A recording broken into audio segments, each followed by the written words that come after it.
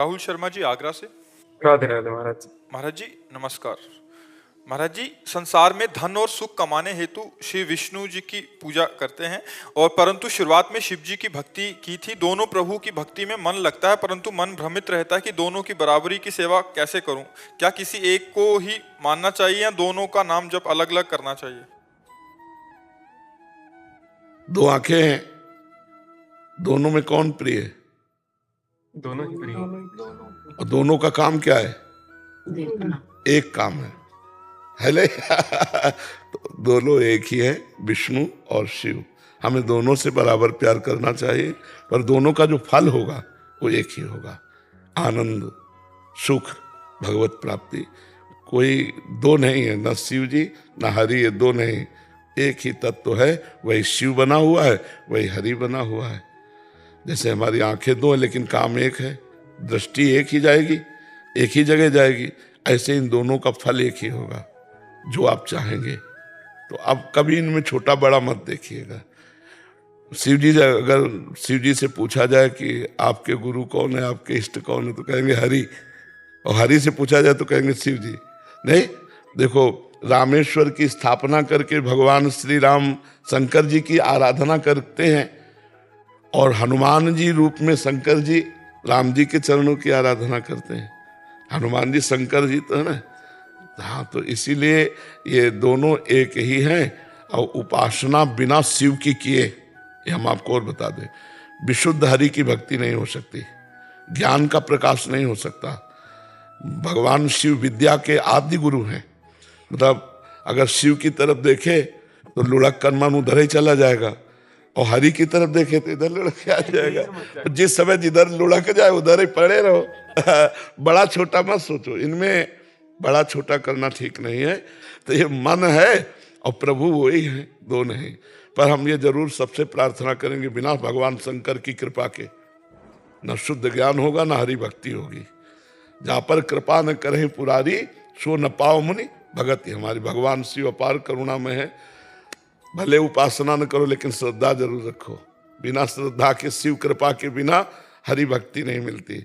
शिव कृपा के बिना शुद्ध ज्ञान जागृत नहीं होता। शिव कृपा के बिना अहंकार पर शासन नहीं हो सकता। अहंकार के अधिष्ठात्र देवता भगवान शंकर हैं। राम शरण जी जम्मू से। जय जय श्री तारू। महाराज जी, आपके चरणों में कोटि कोटि प्रणाम। महाराज जी, निरंतर भजन हो हमसे और भजन का कोई अहम भी ना हो, इसके लिए किन सावधानियों को रखना आवश्यक है? इनके लिए पहले ही सावधानी की बात नहीं है, पहली वर्ण करने की बात है। किसी भगवत प्रेमी महात्मा का प्रीतम रूप में वर्ण करना। प्रीतम माने तो सबसे ज्यादा प्यारा। बिना इसके इस कोटि का भजन नहीं होगा। भजन न होई संग बिनु, और भजन बिना नहीं प्रेम। छिन्हू भजन न छाड़िए, धरिए याद रूने। किसी भगवत प्रेमी महात्मा का अंदर से वर्ण कर लेना और उनकी आज्ञा के अनुसार चलना, सबसे पहले भजन के लिए जो आवश्यक बात है। दूसरी बात, भजन विरोधी वृत्तियों का त्याग करना। भजन विरोधी, जिस वस्तु व्यक्ति के संयोग से भजन छूटने लगे, वो भजन विरोधी वृत्ति है, वो व्यक्ति है, वो वस्तु है, वो स्थान है, उसका हम त्याग करें। जैसे हम गंदी बातें देखेंगे, गंदी क्रियाएं करेंगे, गंदा चिंतन बनेगा, तो फिर भगवत चिंतन तो नहीं हो सकता। तीसरी बात, हम किसी के दोष दर्शन न करें, हम किसी की निंदा न करें, किसी की निंदा ना सुने। ये भजन में बहुत बाधक है। अगर आपका भजन हो रहा है, आप दूसरे की निंदा कर, तो आपका भजन रुक जाएगा, आपकी बाधा पड़ जाएगी। पर दोष दर्शन, पर दोष वर्णन, पर दोष श्रवण, ये भजन में बहुत बाधक है। चौथी बात, कम भोजन करना, कम बोलना और कम सोना, ये तीन बातें आवश्यक हैं जो जीवन में होनी। जैसे पहली बात आवश्यक, संत महापुरुष का प्रीतम रूप में वर्ण, उनकी आज्ञा के अनुसार चलना। ऐसे ही कम बोलना, कम सोना और कम खाना। स्वास्थ्य के लिए जितना सोना जरूरी उतना जरूरी है। कितना सोते हो? हाँ ठीक हो, उचित है, ठीक है। भोजन कई बार पाते हो? केवल 2 बार। हाँ, ये भी उचित है, ठीक है। और प्रायः मौन का आश्रय लो। आवश्यक हो तो बोलिए, नहीं तो मौन रहिए। परदोष दर्शन, परदोष कथन, परदोष श्रवण का त्याग, गंदी बातें करना, गंदी दृश्य देखना, गंदी क्रियाओं, इनका त्याग, और संत महापुरुष का वर्ण, उनकी आज्ञा के अनुसार चलना। और सबसे पहली बात, भगवान को अपना सर्वस्व समर्पित कर देना। जननी जनक बंद सुतदारा, तन धन धाम सुहृद परिवारा, सबकी ममता ताग बटूरी, मम पद मन ही बांध भर डोरी। जब हृदय से भगवान को समर्पित कर दोगे तो तुम्हारे हृदय में वो ज्ञान रूप से सारथी बनकर बैठ जाएंगे और तुम्हारे अज्ञान का नाश करके सदमार्ग में चलाएंगे, तो बढ़िया भजन होने लगेगा। ठीक है, ये बातें सुन लेना, बार बार सुनकर इनको धारण करना, बहुत भजन में सहयोग मिलेगा। बिल्कुल जो जो शब्द कह दिए इनको आप समझ लेना, तो आपके भजन में उन्नति होने लगेगी। नीतू जी दिल्ली से। श्री हरिवंश। महाराज जी आपके चरणों में कोटि कोटि नमन। महाराज जी, समाज में ऐसा क्यों होता है कि परिश्रम करने वालों को पुरुषार्थ देर में मिलता है और गलत तरीके से काम करने वालों को जल्दी? नहीं, गलत है, कोई सिद्धांत है? ये कोई सिद्धांत नहीं है। इसमें कभी कभी अव्यक्त की प्रेरणा से जो होता है वो हम समझ नहीं पाते। जैसे आप मेहनत बहुत कर रहे हो और आपका पूर्व का पाप का प्रारब्ध आ गया, अब आपको सफल नहीं होने देगा। एक आदमी है जो मेहनत कम कर रहा है लेकिन सफलता ज्यादा प्राप्त तो कर रहा है, उसका पूर्व का पुण्य काम कर रहा है। अव्यक्त जो है ना, जो दिखाई नहीं दे रहा, उसका पीछे का पुण्य काम कर रहा है, तो वो दिमाग में ज्यादा उतना नहीं, लेकिन करोड़ों को रुपए कमा रहा है और बहुत ग्रेजुएट हो, गोबर डाल रहा है गाँव में, इंजीनियरिंग पढ़े लिखे है कुछ काम में, तो उसका प्रारब्ध पूर्व का किया हुआ पाप और पुण्य कर्म, इसमें संयोग। ऐसा सिद्धांत नहीं, ये सबके ऊपर नहीं है। कभी कभी कहीं कहीं ऐसा देखा जाता है कि कम कार्य करने में प्रवीण और बहुत उन्नति को प्राप्त हो रहा है, और बहुत ग्रेजुएट कार्य करने में परम प्रवीण लेकिन वो अवनति को प्राप्त हो रहा है। इसमें प्रारब्ध काम करता है, सिद्धांत नहीं। सिद्धांत ऐसा नहीं, अच्छा करने वाला उन्नति को प्राप्त होगा ही पक्का, पर अगर बुरा प्रारब्ध है तो नहीं होगा। मंद बुद्धि वाला पतित होगा ही पक्का, पर अच्छा प्रारब्ध है तो नहीं होगा, उसकी उन्नति होती रहेगी। समझ पा रहे हैं आप? दिवांशु पांडे जी, कानपुर। महाराज जी आपके चरणों में कोटि कोटि प्रणाम। महाराज जी, श्री जी की अहेतु की कृपा हुई और आपके मिलने से जीवन में एक गुरु की खोज पूरी हुई, शरणागति प्राप्त हुई, इसलिए जीवन में अब कोई सवाल संशय नहीं बचा। पूरा जीवन आपके चरणों में अर्पित है। श्री जी की कृपा से तेरा किया मीठा लागे की राह पर चलने की पूरी कोशिश कर रहा हूँ। गुरुदेव, जब से आपसे जुड़ा हूँ एक नशा सा हो गया, बिना सत्संग और एकांतिक सुने रहा नहीं जाता। अधिक से अधिक नाम जाप की पूरी कोशिश करता हूँ, लेकिन मन में एक हमेशा चिंतन रहता है कि मेरे गुरुदेव अब क्या कर रहे होंगे। जैसे दिन में राधा केली कुंज के जाने के बाद क्या कर रहे होंगे। महाराज जी आपकी दिनचर्या जानना चाहिए। हमारी क्या दिनचर्या है? हमारी दिनचर्या सुबह तो यहीं व्यतीत होता है, रात्रि के हम 11 साढ़े 11 बजे जग जाते हैं और बैठ करके भगवत स्मरण करते हैं। फिर दर्द होने लगता है तो लेट जाते हैं, फिर बैठ करके भगवत स्मरण करते हैं। ये 11:30 से 1 के बीच में 1-2 बार लेटना होता है। फिर 1 बजे जल पिया, शौच स्नान किए तो लगभग 1:45 बज जाता है। 1:45 बजे में 5-10 मिनट में यमुनाष्टक का पाठ किया और 2 में 5 कम या 10 कम में नीचे आ जाते हैं, 50 पे आ जाते हैं। और वहाँ से यहाँ की दिनचर्या हमारी 9:30 बजे तक है। कभी ज़्यादा दर्द होने लगे तो 9:15 बजे चल देते हैं, या 9:30 या 9:45। इसके बाद यहाँ से जाके प्रसाद पाते हैं। जो ठाकुर जी वहाँ विराजमान है, राधा पी जी, उनका भोग लगता है, थोड़ा प्रसाद पाया। अगर डायलिसिस है तो डायलिसिस में चले गए, 4.5 घंटा वहाँ लगता है डायलिसिस से। फिर उसके बाद वहाँ से आए तो शौच स्नान संध्या वाला, और फिर अपना भजन, और 8 बजे तक शयन। 8 बजे तो 9, 10, 11, 11:30, बस इतने पे उठ 3.5 घंटा विश्राम होता है। और उठते बैठते चलते फिरते हर समय प्रयास रहता है कि प्रभु की याद बनी रहे, प्रभु का स्मरण बना। ये हमारी दिनचर्या है। जी महावीर जी, राधे राधे। महाराज जी आपके चरणों में कोटि कोटि प्रणाम। महाराज जी, क्या मोबाइल में प्रवचन अथवा सत्संग सुनते हुए मंत्र या नाम जप किया जा सकता है? हाँ, कर सकते हैं। कर सकते, बहुत अच्छा है, सुनते हुए कर सकते हैं।